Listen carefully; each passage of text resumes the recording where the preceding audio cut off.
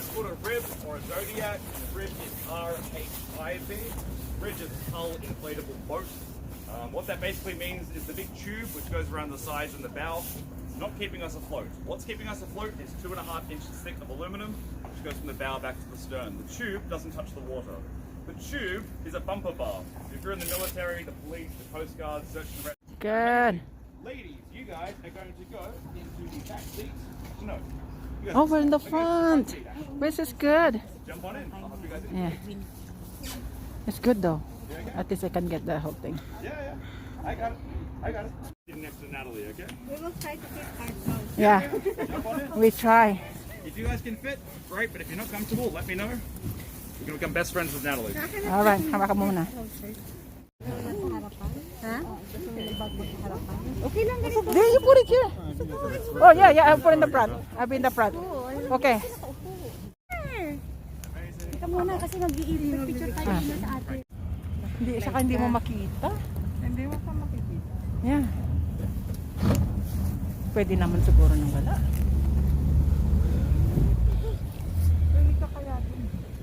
Alrighty guys, that's the hardest part of my job out of the way, which is convincing people to wear the red suits, getting them into the red suits and getting the boat out of the dock backwards. So for everyone on board, of course, welcome on board. For any of you guys who don't call Vancouver home, welcome to Vancouver. And for anyone who doesn't call Canada home originally like me, welcome to Canada. And once again guys, my name is Raphael.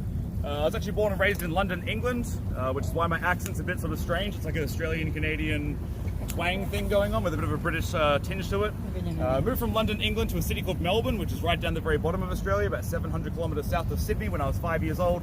When I was 21 years old, I left Melbourne and I moved up to a city called Cairns, which is about 5,000 kilometres north of Melbourne, up on the top of the Great Barrier Reef. Worked on the Great Barrier Reef for 5.5 years, doing jet ski tours, boat tours, booze cruises, parties.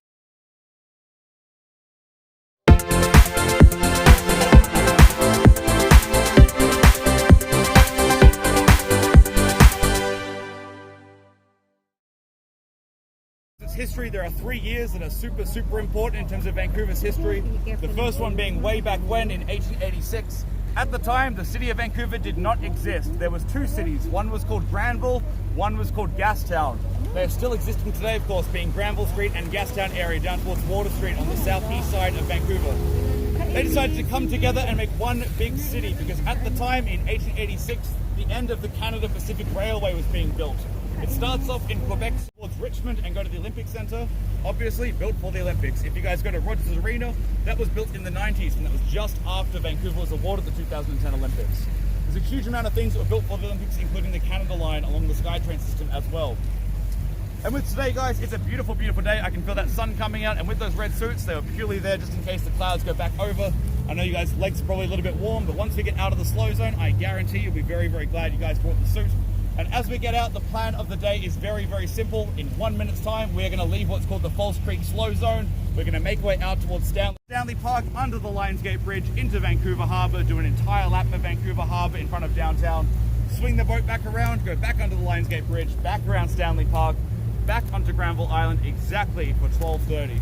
And with today, guys, as I said, put a hand up in the air if you guys have a question or an issue, but we do stop 8 times. Every time that we have stopped and my voice is speaking, you guys are welcome to stand up, stretch your legs, take photos. I'm going to take photos of 500 chance of finding whales this close to Vancouver at this time of year. But there are a lot of dolphins around Vancouver. So, not yesterday, but the day before, I saw a pod of dolphins in English Bay, which is directly out ahead of us. So hopefully today we can find some dolphins, but that was the first time I've seen them in about, I don't know, 2 years, so it's not exactly... Yay! Water. Let's go. Have some fun.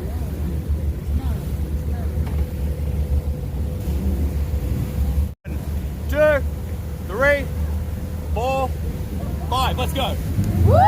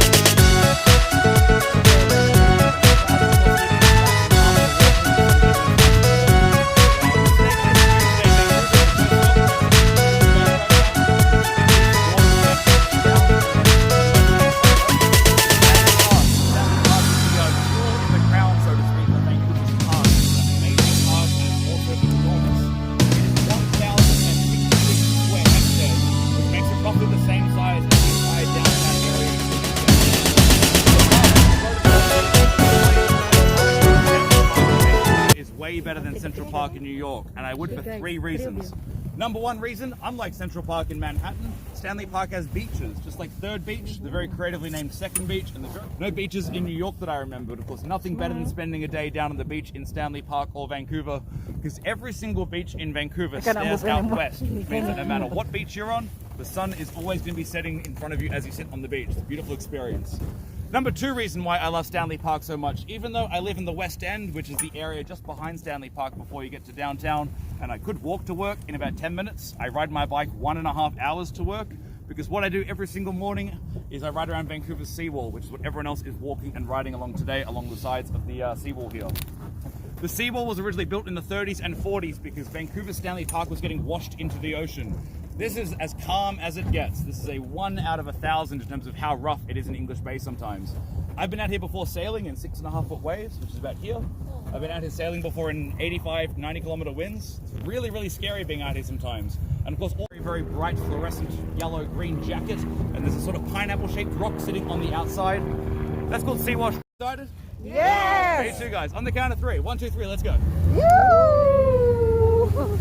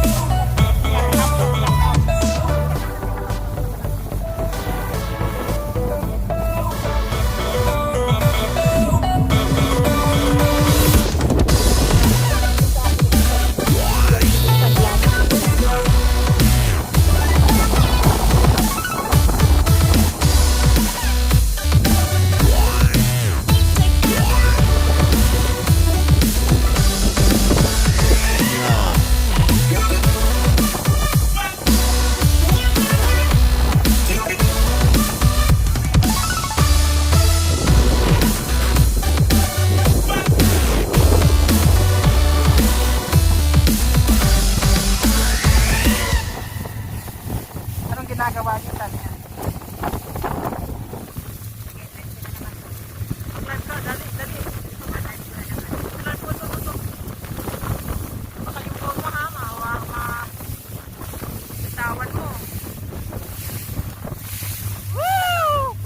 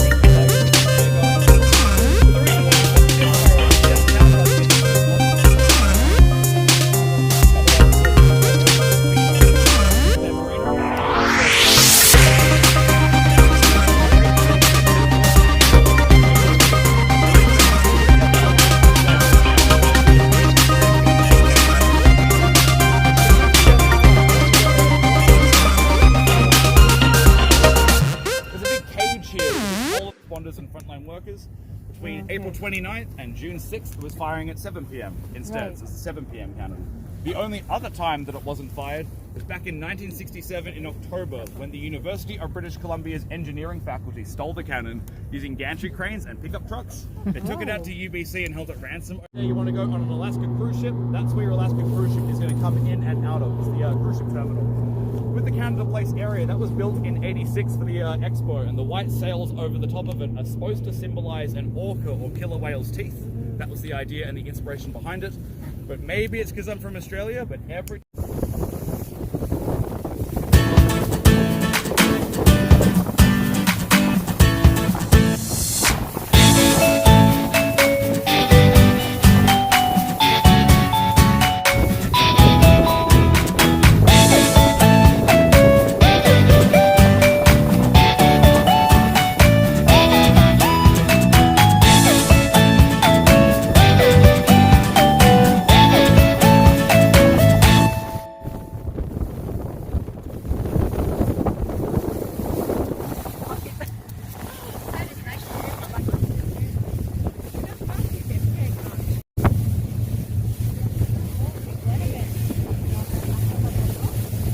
Yeah. Kala mo ligpit lang nila, no?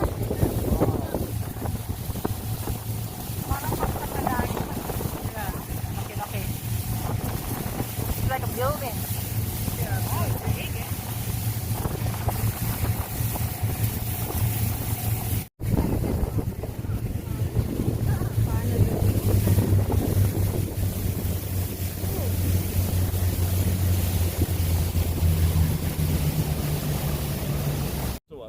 There are 5 of them, and each of them has something unique to offer, so we're going to start from left to right today to mix things up. Behind this big barge with the red paint and the white C-SPAN written on it, up above those houses on the hill, up there in the clouds is Cypress Mountain. Cypress Mountain was one of the hosts of the 2010 Winter Olympics. It is easily my favorite ski resort in the greater Vancouver area.